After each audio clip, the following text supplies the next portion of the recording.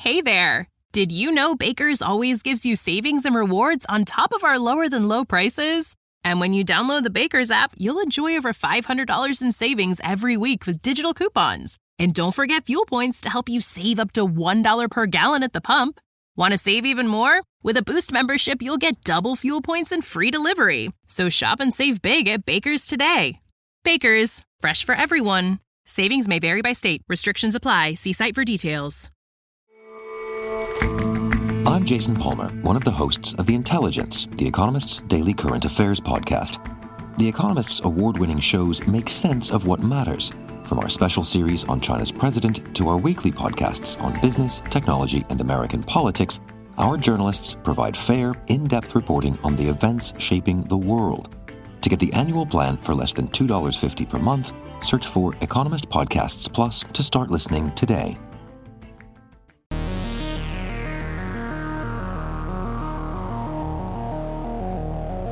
Hello and welcome to Want to Hear Something Weird? A podcast all about weird stuff. I'm one of your hosts, Tom. I'm Laura. And Laura, do you want to hear something weird? 100%. Okay.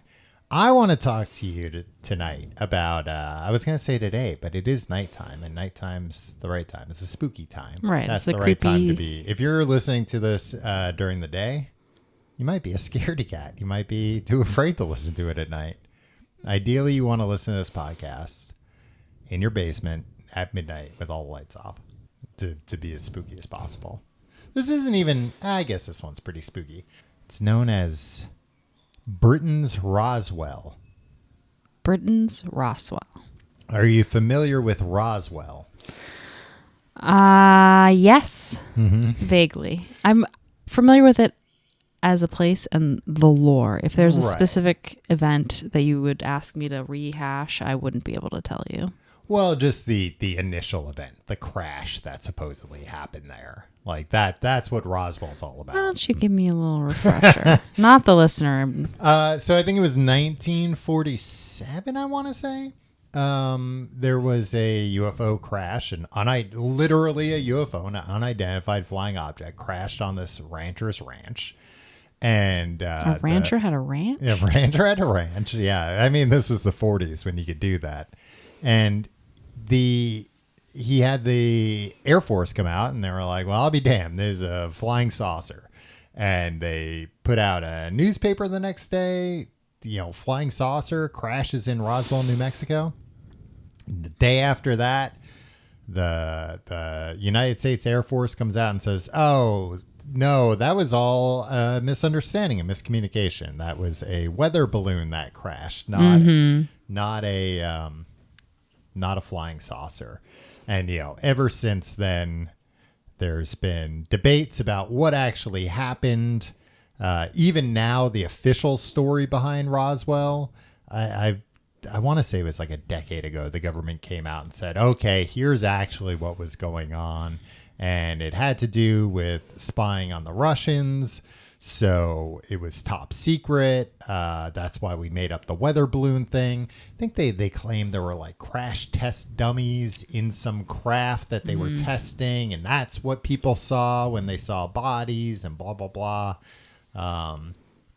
This is, I guess, known as the Rendlesham Forest incident. Is commonly how it's referred to. Okay. I'm intrigued already by, I just love a forest story, a spooky. Oh, yeah. Spooky forest story.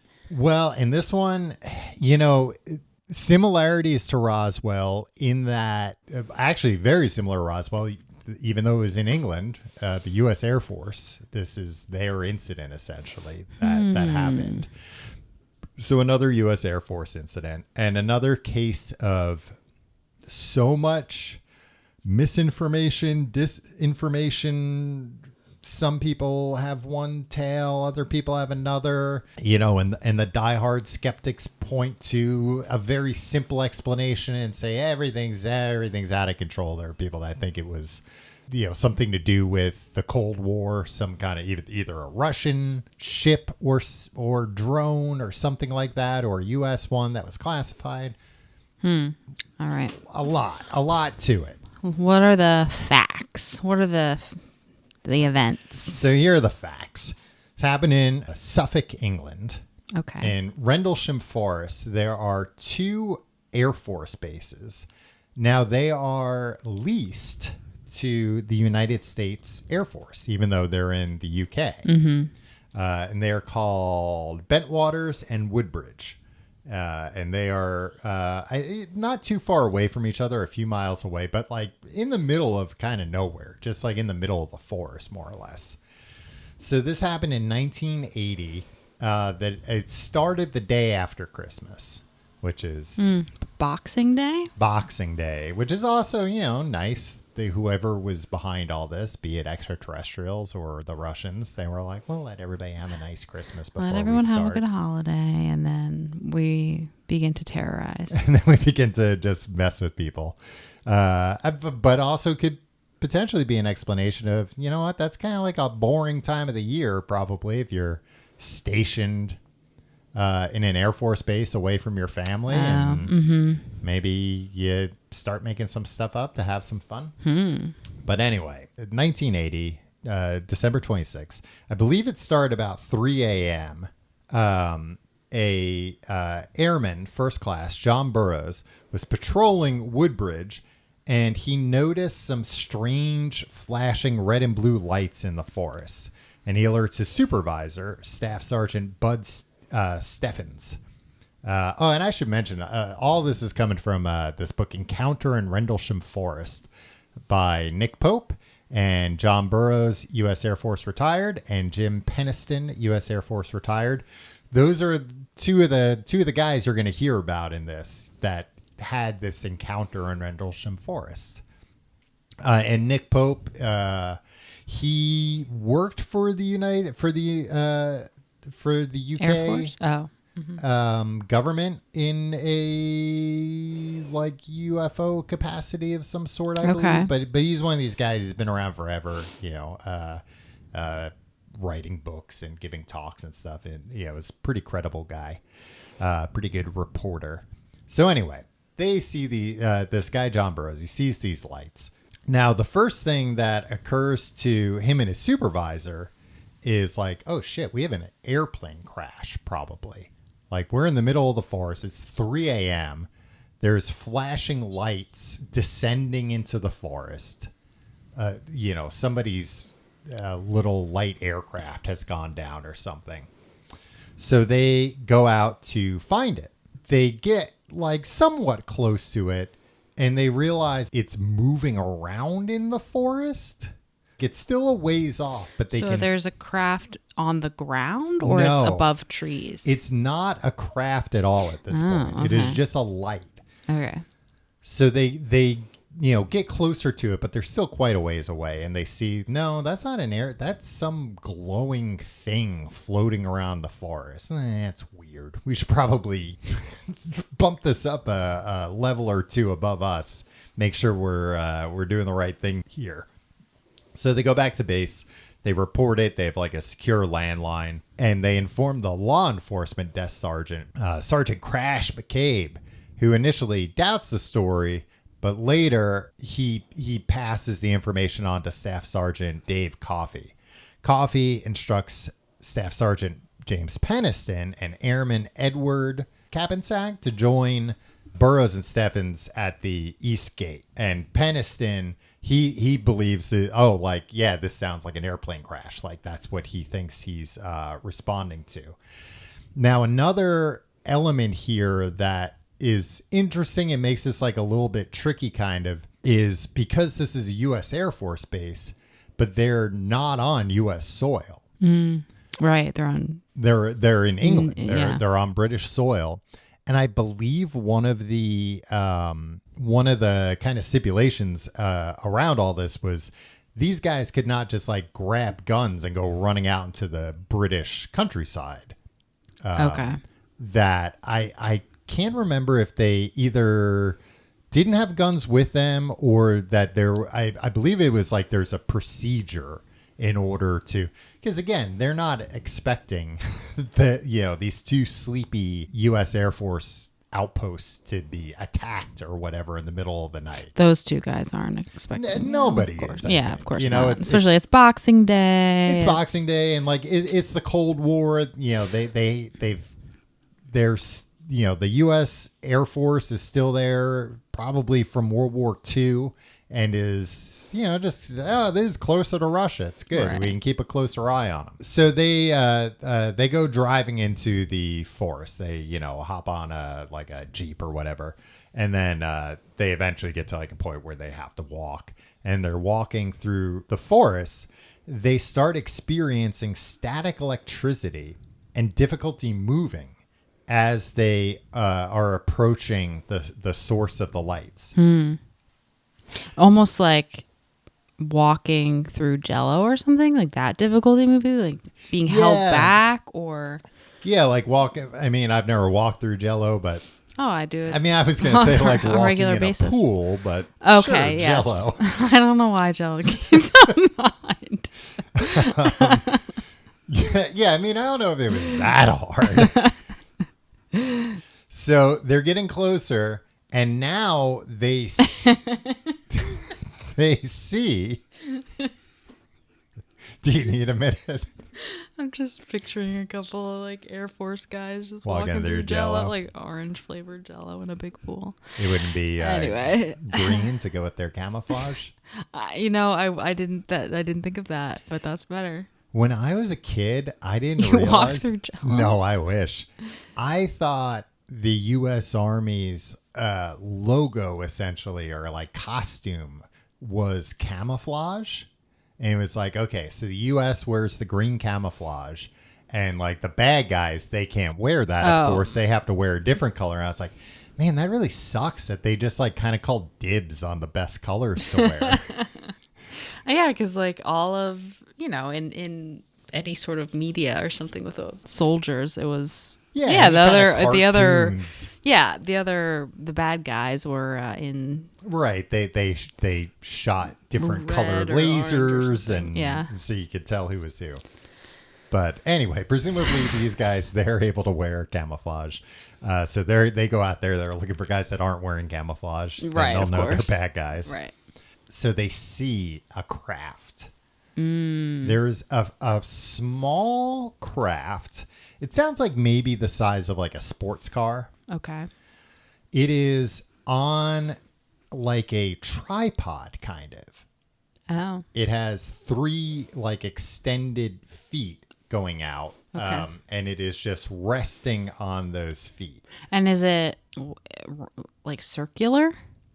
No, it's kind of triangular. Oh, okay. It's metallic, and it's not making any noise whatsoever. Peniston, who's obviously the daredevil of the group, is like, well, I'm gonna go touch it. I'm gonna go see what the deal is with this thing. Would you touch it? It depends. If not right away. Would you throw something at it? I could see throwing sticks at it or something. And what would that? Just to see if did it's, it like bounces off, yeah, or like does zaps it? them? Right. Yeah. Zap. So they see this craft. It's just sitting there quietly.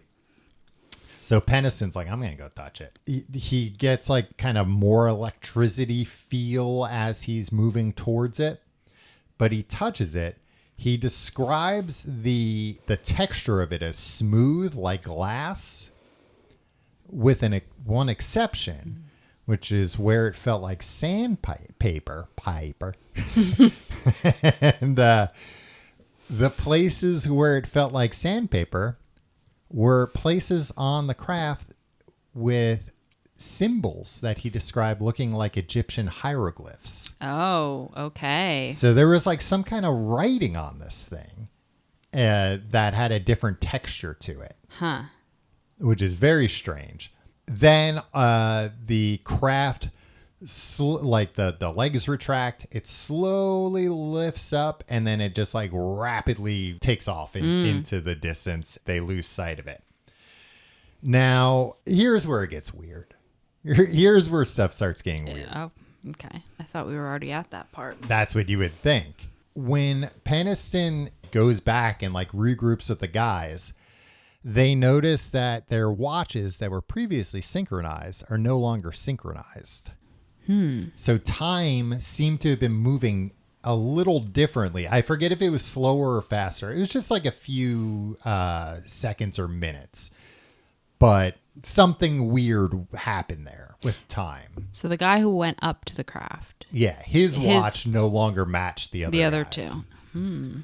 Implying that being close to the craft in some way affected how time moved for him. And there's another like really crazy element to that I will get to towards the end. And Burroughs had kind of like fragmented memories about this. I was going to say, don't quote me on this, but I believe it's being recorded. I don't know if you know that. I believe it was him that when he went back to the base or whatever, like he wrote down some of his thoughts, what he saw. He like drew what he saw in a notebook, but then it was like the next day he didn't remember any of that stuff. Oh, okay. But it was, he had written it down, which is obviously very strange. They go back to the base.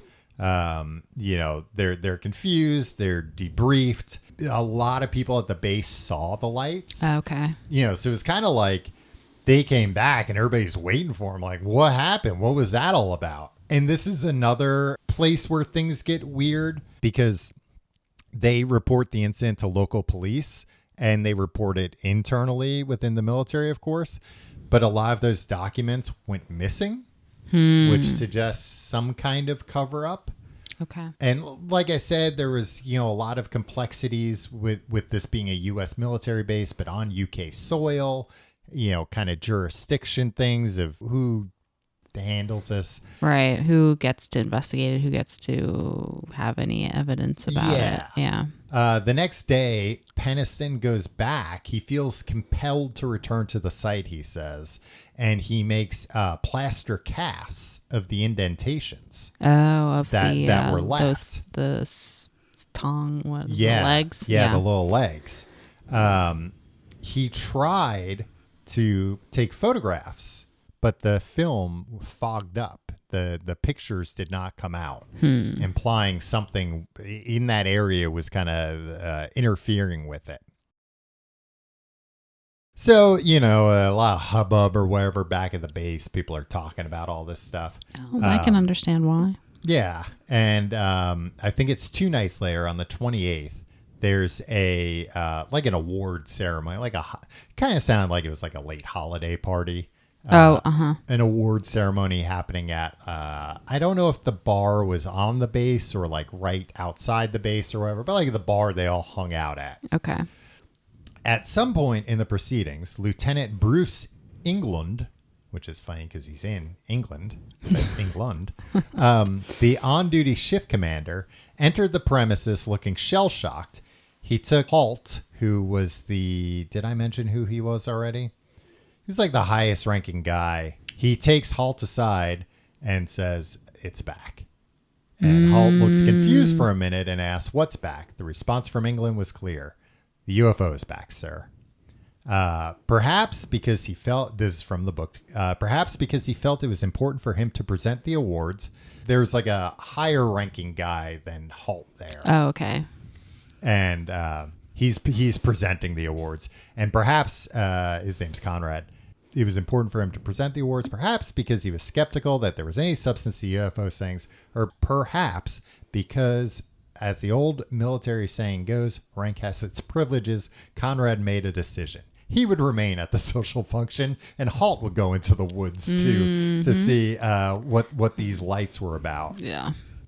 Well, so do we have a sense at this point if the people back at the base are believing this? I mean, I know that some of them saw lights, but are people is it a consensus like this is a UFO, this is something very strange, or is it, yeah, we saw some lights, I think, but there's probably a good explanation, and it kind of shrugging sounds it off like that. Okay. Like these guys are kind of being encouraged not to talk about it at the base. It sounds like it kind of runs the gamut. Like some people are very skeptical. a lot of these people are very skeptical about, the people that The people who saw witnessed it themselves. Yeah. Okay. That makes sense. So Colonel Halt, he's a colonel. There it is. He decides he's very skeptical, and he's like, I'm going to get to the bottom of this. So he forms a team, including Lieutenant England, mentioned earlier, Sergeant Neville's with a Geiger counter, and Master Sergeant Ball. They bring with them recorders, night vision, and other gear, including these things called light alls, which are basically just like gigantic not strobe lights, but like floodlights. And they light all? Yeah. Do you need just to light a huge area? You use a light all. The light alls malfunction. They're not working. Classic. Yeah. They go back to the landing site, and the Geiger counter readings increase near the indentations. So we're back at the same site from the previous night. Yes. Okay. They're out there looking for these lights that have been reported, and they decide, like, well, first things first, let's go back to where people saw them last time. That's probably where it is, and let's bring all this stuff with us. Now, what is fascinating about all this is that, and it is now declassified, Halt brought a voice recorder with him and is basically just gave a running commentary of everything that's going on. And you can listen to that. It's on YouTube, like the full audio. And you hear him being like, wow, look at the guy. Oh, yeah, look at that. Wow. I'm measuring the indentations, and this is the reading I'm getting. They also find that there are like trees nearby that are burned, seemingly from this craft. Halt and his team, then they start hearing like strange noises from nearby farm animals. Okay. They observe a small red light in the forest, which appears to move and emit different colors. And again, you can listen to this, and it's kind of crazy because he's explaining like they're seeing it, and you can hear the other guys like, oh my God, there it is. At one point, it shoots a beam of light right in front of them, and they're explaining it like there's a beam of light right in front of us, like right at our feet. That's crazy. And when they come back, finally, they see a UFO hovering over the Woodbridge base as well. I'm guessing it's a triangle again, or a triangular shape again? Same. I'm not sure. It seems like the only time people saw the triangular shape was when it was on the ground, when Peniston went up to it and touched it. Mm-hmm. And again, like, I was telling you before we started recording this, because I read this book, I think like a year or two ago, and I thought, I'll just, get a quick synopsis online. And there's a lot of stuff in the book that is not online, in kind of almost a strange way of like, that's weird. Wire conspiracy. And like a lot of stuff about debunking. One of the big debunks is, that there's a lighthouse a few miles away that apparently can be seen at certain points in the forest. And there is actually like a pretty damning, I think it was like a 1984 CNN report that again is on YouTube, where somebody synced up the audio with the lighthouse. Oh, the recording that those guys made? Yeah. And sure enough, every, rotation of the light, the guy's like, there it is again. See, it does make you think like, oh, was that part of it? Almost as if the events of a couple days earlier, were stuck in their mind. So they were almost like... Yeah, they went out there looking for that, something. Right. Right. Okay. Now, the thing that I mentioned earlier, which I was surprised, I could not find a lot about this online, but it is mentioned in the book, that Peniston was like, oh... Also, when I touched the aircraft, I went somewhere else kind of. And in my mind, I just saw flashing ones and zeros. Just tons of flashing ones and zeros. And he said for the next like 72 hours, he could not get these numbers out of his head. And finally, he was like, I'm going to write them down. That way I'll get them out of my head. So he writes them down. Just ones and zeros. Ones and zeros. Years and years later, he is being interviewed by Unsolved Mysteries, of course.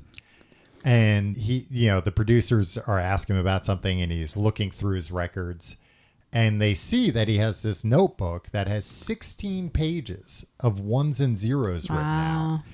And they're like, wait, what's that? He's like, oh yeah, that I had to write it down because I couldn't get it out. So they analyze it, and it's binary code. Oh. Spells out a bunch of locations around the world and coordinates. What? Yeah, it is very strange. I mean, I also think it's strange that, so wait, they use binary, but then it's in English. But it's like, maybe they were, they knew, this guy knows English, but I don't know. Like aliens know this guy knows English. This is the aliens way we'll be able this to guy communicate. knows English, but so they we'll don't. Just they put don't these have the numbers into his brain. They don't have the English language plugin for their spacecraft information transmitter. Just put it in Let's binary. make it a little more complicated. Everybody speaks binary. He'll know what it means. There are some that are like in Egypt, like it's kind of in, UFO hotspots or places that are, always rumored to have sightings of UFOs. Or their energy vortexes or whatever. It's simultaneously the most fascinating part of the story, and also I think the hardest to kind of swallow. Really? That they transmitted binary code to this guy that he remembered and wrote it down, and it happened to be English, but he didn't know that for a while. And I find that harder to believe than the other stuff. But as I said, these guys, their memories, and they got together to write this book, and they found that like their memories of the incident are different from each other. Their notes, they have notes that they don't remember, but they're notes that were taken right after the incident happened while it was fresh in their memory. So yeah, it sounds like just kind of all kinds of weirdness. So what sort of was the reception? Do we know what the reception was within, whether it's within the Air Force specifically or with the public at that time? I mean, do we know if people just kind of like the government tried to sweep it under the rug? Or yeah, basically that's what they told these guys, like, hey, don't mention it, don't talk about it. Like I said, a lot of documents went missing during that time. There's evidence that like this went further up the flagpole than like the Air Force admitted to at the time. There's still weird stories about that forest. There's now a UFO trail at that forest where you can kind of like follow and go to where they claim they saw the craft. And I think there's like a model of the craft there, like an installation type thing. Yeah. So now it's like a tourist. Yeah. Just like Roswell. Now it's been turned into, I mean, it doesn't look like it's anywhere near that level, but yeah, just kind of a really weird incident. Weird that there's audio of a person having and not just a person, an Air Force person. Yeah. Again, they could have been bored. They could have been stir crazy or whatever, but certainly does not help. Certainly at that time, especially, like, did not help your career to make this kind of stuff up. And right. You wouldn't just fool around with something like that. I mean, did they face any negative response? I believe it did kind of limit their careers. Wow. But the fact that there's more than one of them, they've taken notes, there's audio. I mean, yeah, that's pretty incredible. Yeah, I mean, it definitely supports the idea that something happened, and there are theories, again, even to this day, that a crashed Russian satellite. And that's the explanation for all the subterfuge, because it was a delicate thing. But then it wouldn't have just disappeared, right? No, yeah. Then there would have been people there cleaning up the wreckage, and I also think that kind of thing. If they would have to have people cleaning up the wreckage, and they would probably tell these two guys, "Hey, idiots, stop talking about a UFO. It wasn't that. Yeah. It was something." maybe you're not cleared to know what it was, but it's not that. It's not. Stop talking. Yeah. And that kind of never happened. There wasn't, Mm-hmm. a huge response to this. It kind of sounds like a lot of people all the way up at the base just kind of had no idea what to do and how to respond to this. Mm-hmm. And it was kind of let's not think about it. Let's not talk about it. And hopefully it will stop happening. And eventually it did. It stopped happening. Wow. Yeah. That's crazy. Well, speaking of crazy, we have our first voicemail this week. Ooh. If you'd like to leave us a voicemail, hey, you can just like record a voice on your phone and email it to us. I want to hear pod at gmail.com, or you can go to speakpipe.com/wannahearpod. Wow. And you can just record a message right there. Let's listen to this message. Hey guys, I just wanted to send a quick note to say thank you for the podcast. It is awesome, and I look forward to hearing more. Also, I needed to tell you this story. So I live in Lesotho, which is in Africa, and I work in like the kind of development sector. So I work with a lot of people in rural areas and people who just live very different lives to what we're used to. A friend of mine who is also a pilot, we fly to remote villages. He landed the other day and heard people from the clinic talking about this thing that happened, and he got a translation, and what the people from the clinic were saying is that in the village close by, recently 3 adults hatched from an egg, and everyone's talking about it. That is the extent of the story, because there is no more information. So I just thought you guys would like to hear that. I'm sure you have questions, as do we, but that's all we got. So that's happening in Africa. I'm sure you guys are interested and need to know more, but sorry, I cannot tell you more. Anyway, thanks guys. I look forward to hearing future episodes. And I am literally standing on the side of a mountain where I just landed, and I was listening to your podcast while I was waiting for passengers. So I thought I would send you a note while I think of it. All right, bye. Wow. That was from Grant. That, speaking of, contemporaneously recording yourself while crazy things are happening. Wow, yeah. Out in the field. He heard this story. Hey, if you hear a weird story like Grant did, stop what you're doing. Boots on the ground reporting. Yeah, this guy's on the side of a mountain. He landed his plane just to send us this message. Eggs hatch, or 3 adults hatching from an egg.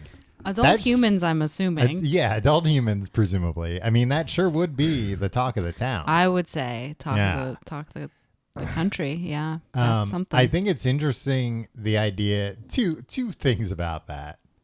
Maybe 3. 3, the idea of the first one, humans hatching from eggs. But number 2, the fact that they were adults. Yes. And number 3, that there were 3 of them in one egg. I think that's what it sounds like. All 3 were in one egg. 3 people hatched from an egg, not 3 separate eggs. That makes sense. That's plausible. A little more believable. I can't even imagine what that could even be, or yeah. I mean, they did have to get it translated, so maybe something was lost in the translation. I mean, but I can't imagine. Oh, they're pretty simple words. No, they weren't adults; they were children. Wow. I mean, that's crazy. And I mean, he's right. I absolutely do want to know more. I know. Yeah, yeah. It's awful that. Where are the people now? That's my biggest thing. That he has no more information. But that's my question. Like, so those 3 people just live in that town now, where the people that were already living there being like, well, yeah, it's weird how you came to be here, but Yeah, and is it a situation where they kind of have, I would imagine they'd have to teach people how to integrate into society. It's like a real... Or did 3 people hatch from an egg and, just take off running? Hey, maybe. But, it could also be one of those, lost in translation things of it could have been a UFO craft landed and 3 people came out. And that's what it looked like. 3 people hatching from an egg or whatever. And, maybe it cracked like an egg and they came out and that was how it got lost in translation. Interesting thought. I also am curious about, well, we don't have answers and neither does Grant, but where did this happen? Was it in a field or was it in a... Yeah, like in the town square. How many people saw it? Right. Yeah. What is the eggshell still there? Yeah. Where is that? Yeah. Well, if you're... What are those eggs called? The really expensive ones? Fabergé eggs? Yeah. Yeah. Yeah. Are they fancy? Are they like Fabergé eggs? Are they worth something? Well, if you live in this small village that Grant's telling us about and you have any of these answers, wannahearpod@gmail.com or speakpipe.com/ wannahearpod. Send us a voicemail. Let us know. Well, that was a great story and definitely weird. Definitely weird. Something I've never heard before. And if you like the show, why not leave us a little rating on Apple Podcasts or Spotify or wherever you listen to podcasts? Those 5-star ratings go a long way, especially if you write a little note. It really helps people find the show. Yep. And you can also follow us on social media. We're on TikTok, Instagram, Twitter, Facebook, all those things at wannahearpod. Yeah. And send us feedback. Again, wannahearpod@gmail.com. Yeah. I think that's it for this week. Thanks for listening. Thanks for sending in a note. Good night, everybody. Want to Hear Something Weird is a Clamor audio production, distributed by the Cloud 10 Network. Hosted and executive produced by Tom Reynolds and me, Laura Anderson. Executive produced by Aaron Hilliard. Clamor General Manager Rich Statter. Associate Producer Ethan Aronson. Post-production supervised by Devin Ruskin. Production assistant Samara Mullock. Special thanks to Sim Sarna and Saiba Krieger at Cloud 10.